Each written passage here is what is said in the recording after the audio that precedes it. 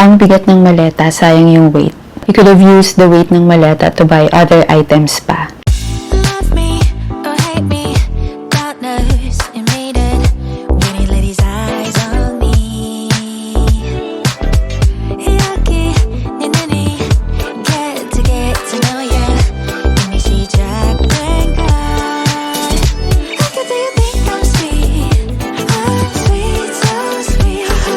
We kiss and I'm sick, I'm not okay. Hi everyone, I'm back with another travel tip. Actually, mas madami ako mga travel tips sa TikTok account ko, kaya if you haven't followed me there yet, please don't forget to follow. This video is actually a travel tip para doon sa mga mahilig mag-shopping and of course sa mahilig magpasabay like me. But when I started doing pasabay, hindi ko pa nare-realize na may weight pala yung mga maleta, kaya sayang naman yon. Especially kapag nagta-travel tayo, normally kasi as a family, mga isa or dalawang maleta ang naka-check-in namin papunta doon sa bansa. Let's say, pupunta kami ng Japan, o kaya Korea, o kaya Bangkok. Mga isa lang or dalawa, depende sa season. Especially kapag sa Japan and Korea na nagpunta kami dahil winter season. So, dalawa yung check-in namin. Before, puro maleta talaga ang dala namin. Kaya kapag nagpapasabay kami, bumibili kami ng extra maleta pa. I experienced noon, bumili kami ng dalawang extra na maleta sa Japan dahil nga nagpasabay ako. But then, after some time, I realized na mas maganda pala na hindi puro maleta yung dala mo kapag nagta-travel ka, especially kapag gusto mong mag-shopping and pasabay. So, for those na nagbabalak na magkaroon ng pasabay business every time na magta-travel for extra income, I recommend you to bring foldable bags like this. So, ito yung mga ginagamit ko na foldable bags. Nabili ko ito sa Japan, sa Don Quijote. If i-convert ninyo siya into pesos, nasa 2,500 pesos per bag. But, nakikita nyo naman, ganito lang siya. It's a compact Boston bag. So, pag dinala nyo siya, papunta kayo sa bansa kung saan kayo magta-travel, ganito lang siya. Pwede nyo siyang ilagay sa check-in niyo or sa hand carry. So, meron siyang lalagyan. Ito yung pinakalalagyan ng bag and then nasa loob yung bag naka-fold. And I always bring pala this extra. So, nagdadala ko ng mga padlock for each bag. So, syempre, kailangan merong padlock pa rin yung bags ninyo.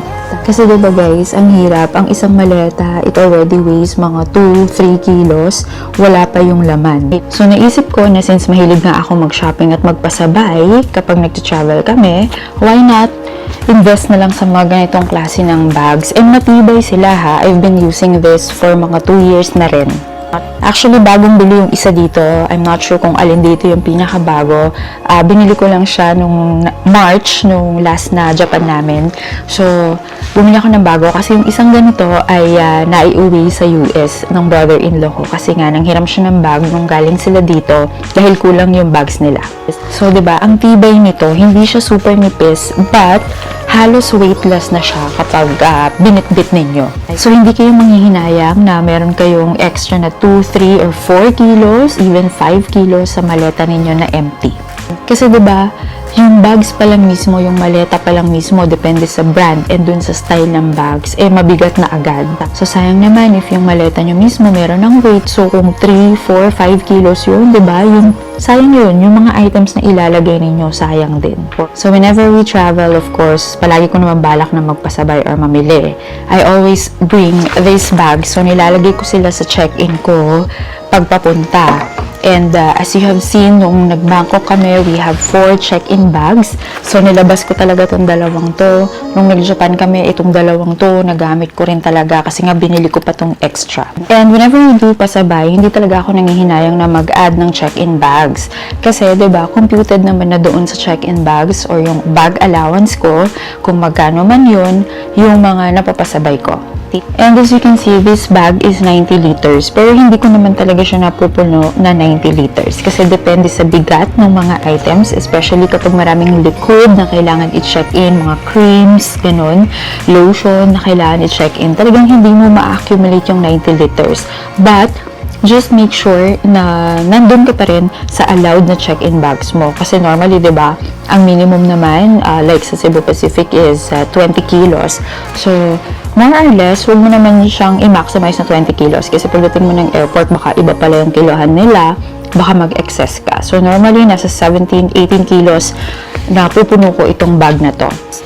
And another tip is, kapag maglalagay kayo sa mga ganitong klase ng bags, yung mga foldable bags, doon nyo na rin ilagay, ipaghalo-halo ninyo. So, doon nyo ilagay yung mga soiled or yung mga maruruming damit ninyo kasama ng mga ibang items. So, kapag nagpapasabay kayo, i-mix ninyo yung mga gamit. Huwag nyo siyang paghalo-haluin lahat ng mga binili ninyo na items sa iisang maleta lang.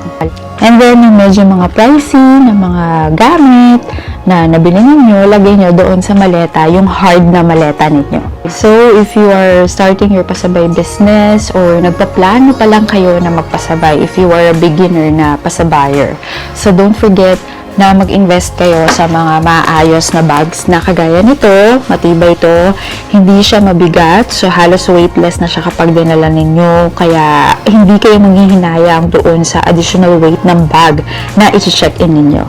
And always make sure na maglagay kayo ng mga locks. Sa lahat ng i-check-in ninyo na bag, lagyan ninyo yan ng locks and of course, ng mga palatandaan. Kasi naman, dahil pinakita ko na to sa inyo, baka magbilihan kayo lahat ng ganitong klaseng bag sa Don Quijote at makasabay ko kayo sa flight, magkapare-parehas tayo. So, yun din ang isa sa mga ma-advise ko sa inyo sa mga nagpapasabay. Make sure na palaging may name tag. Lagyan nyo ng mga ribbons, ng mga palatandaan, lahat ng mga check-in ninyo ng mga bags. Kasi meron at meron pa rin mga tao na hindi aware, nagmamadali, basta-basta na lang dumadampot ng bag dahil kamukha ng bag nila. Ang hirap, diba? Hahanapin mo pa. Hindi mo alam kung kanino napunta yung bag mo, especially kung mga pasabay yan. Tapos, meron kang mga buyers na atat na nagmamadali ng kunin yung mga pinabili nila. And if nagpapasabay kayo, wag din kayo manghinayang sa i-add nyo na check-in baggage kasi na-compute nyo na yan. Dapat kino-compute ninyo yan kasama nung mga pasabay items ninyo. So, kung magkano yung profit na tutubuin ninyo, dapat na forecast nyo na rin na mag-add kayo for the check-in bags. Kasi normally, i-check-in naman talaga natin yung mga pinabili sa atin, yung mga pinasabay natin. Dahil ayaw naman natin talaga na naiistobo tayo, especially sa security check. Lalo na yung mga liquids na pinabili. Remember na lahat ng liquids, lotions, more than 100 ml, kailangan naka-check-in yan. So, kung wala kang check-in bag, pag pauwi at meron ka lang hand carry, sobrang labo na makapagpasabay ka ng mga malalaking lotion and all. Kasi yung mga more than 100 ml na liquids like perfume or lotion, pwede mo lang silang bilhin kapag lumagpas ka na ng immigration dahil wala nang security check doon. So, pwede mo lang yung bilhin sa mga duty free. Pero, yung mga nauna mong binili na sa mga Don Quijote or sa mga shopping areas, sa Big C, lahat ng mga more than 100 ml na nabili mo, kailangan nasa check-in bags mo na yan. So, ayun lang guys. So, kapag may bala kayo mag-shopping at magpasabay, remember to bring mga foldable bags na lang para hindi nyo na problema na i-check-in yung maleta, yung extra maleta ninyo, papunta sa bansa kung saan kayo mag-travel at mag-shopping. Kasi diba, additional check-in din yun. Magkano rin yung additional check-in bag? 1,200, 1,500 na ata ngayon. So, at least, kung meron kang isang check-in bag papunta, pauwi ka na lang magdagdag dahil may kinikita ka na. Thank you so much for watching this video, and if hindi pa kayo nakasubscribe dito sa aming channel, just click on the subscribe button, and also don't forget to follow me as well on TikTok dahil mas marami akong mga travel tips, short videos ng travel tips ko doon. Thanks! Comment lang if meron kayong ibang questions. Thank you for watching. Bye!